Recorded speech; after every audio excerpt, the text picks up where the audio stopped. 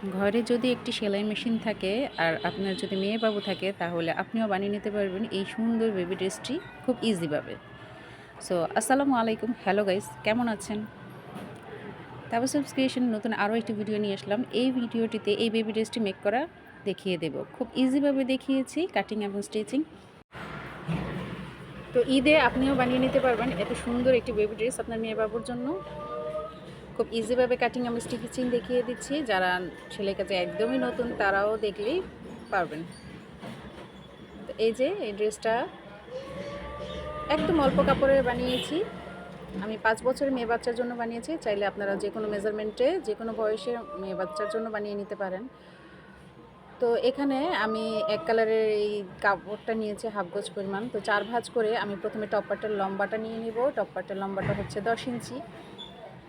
তো এই 10 ইঞ্চি পরিমাণ 4 ভাঁজে কাপড়টা নিয়ে আমি প্রথমে শোল্ডারের মাপটা নিব 5.5 ইঞ্চি, আর আর্মহোলের মাপটা নিব 6 ইঞ্চি, আর চেস্টটা নিব আমি 7.5 ইঞ্চি, আর নিচে কোমরের মাপটা নিব 7 ইঞ্চি।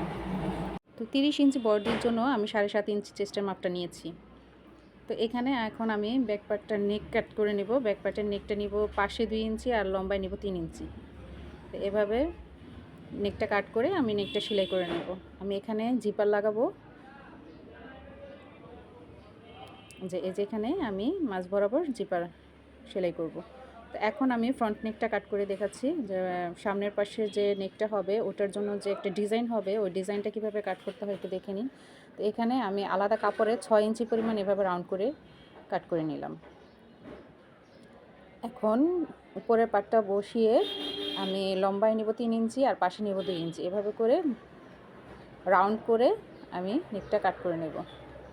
এই যে এখন এই রাউন্ডের এখানে আমি নিচের স্কার্ট পার্টের যে কাপড়টা আছে ওই কাপড় দিয়ে এই যে এভাবে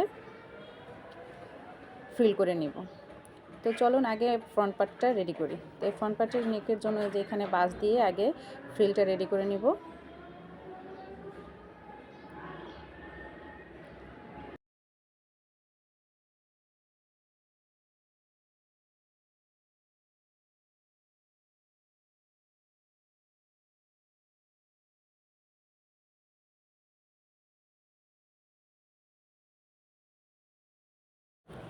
তো যে কাপড় রেডি হয়ে গেছে, এখন আপনারা চাইলে কেউ আগে এই কুচিটা দিয়ে সেলাই করে নিয়ে তারপরে এখানে জয়েন করে নিতে পারেন। তো আমি একসাথে সেলাই করব, এর জন্য আমি মাঝ বরাবর চিহ্ন দিয়ে নিলাম। এখন সেলাই করে নেব, এখানে কুচি দিয়ে দিয়ে সেলাই করে নেব। আপনারা চাইলে এখানে লেসও ইউজ করতে পারেন, তো ড্রেসটা আরও বেশি সুন্দর হবে। এখন যেহেতু লেসের ট্রেন্ডিং চলছে, বিভিন্ন কালারে বিভিন্ন ডিজাইনের কত সুন্দর সুন্দর লেস বের হয়েছে, তো এখন লেসও ইউজ করতে পারেন।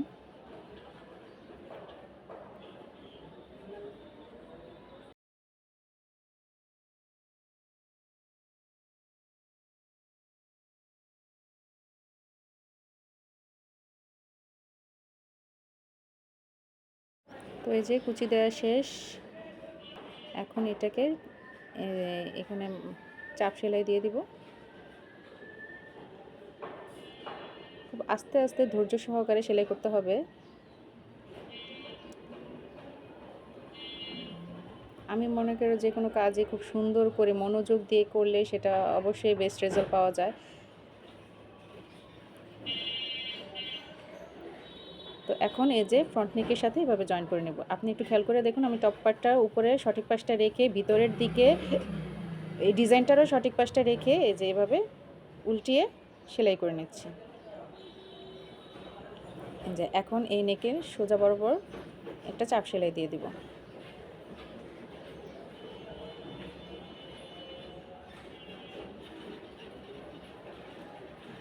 ব্যাস হয়ে গেল আমার ফ্রন্টের এই ডিজাইনটা। এখন চলেন এই যে ফ্রন্টের ডিজাইনটা এখানেও শেষ। এখন নিচের স্কার্ট পার্টটা কাট করব। স্কার্ট পার্টটার জন্য এখানে যে প্রিন্টের কাপড়টা আছে এটা আমি 1.5 গজ পরিমাণ নিয়েছি। যেহেতু 5 বছরের মেয়ে বাচ্চা, তো আমার পুরো ড্রেসটার লম্বাই হবে 27 ইঞ্চি। তো এই যে এখন স্কার্ট পার্টের জন্য লম্বায় আমি 15 ইঞ্চি এভাবে মার্ক করে কাট করে নেব। এখানে আমি 4 ভাঁজে কাপড়টা রেখেছি। যে 15 ইঞ্চিতে এভাবে মার্ক করে কেটে নেব।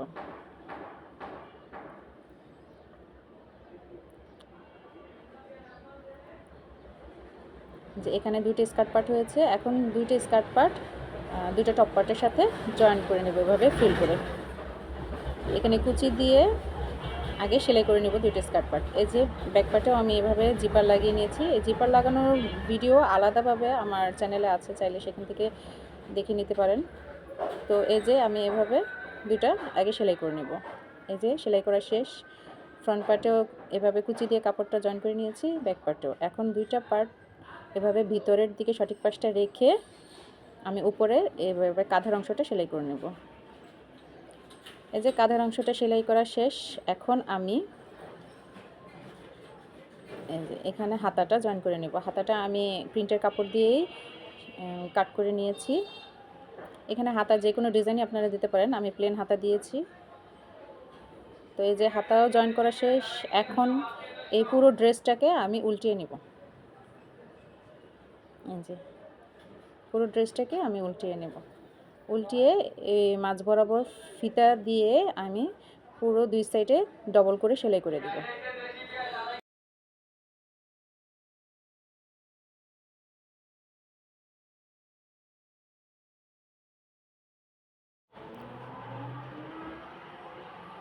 তো এই যে 2 পাশে সেলাই করা শেষ, অবশ্যই ডাবল সেলাই করে দিতে হবে। তো এই যে পুরো ড্রেসটা এখন উল্টিয়ে নিয়েছি, দেখুন এবার এই যে ড্রেসটা। এখন নিচে এক কালারের কাপড় দিয়ে আপনারা চাইলে কেউ পাইপিংও দিয়ে দিতে পারেন, আবার কেউ ভাঁজ করে সেলাই করে দিতে পারেন। তো আমি ভাঁজ করে সেলাই করে দিয়ে এখানে উপরে 2টা শো বোতাম সেট করে দেব। তো এই যে দেখুন মাশাআল্লাহ পুরো ড্রেসটার ফাইনাল লুক। মাশাআল্লাহ আলহামদুলিল্লাহ, এই ড্রেসটা আমার একটা কাস্টমারের অর্ডার ছিল। সে শুধু বয়স আর মেজারমেন্টটা দিয়ে দিয়েছিল। এই কাপড়টা চুজ করে ডিজাইনটাও আমার নিজে থেকে করে এই ড্রেসটা আমি তাকে দিয়েছি। পরবর্তীতে সে আমাকে জানিয়েছে ফোন করে যে তার মেয়ে নাকি খুবই খুশি হয়েছিল এই ড্রেসটা পরে।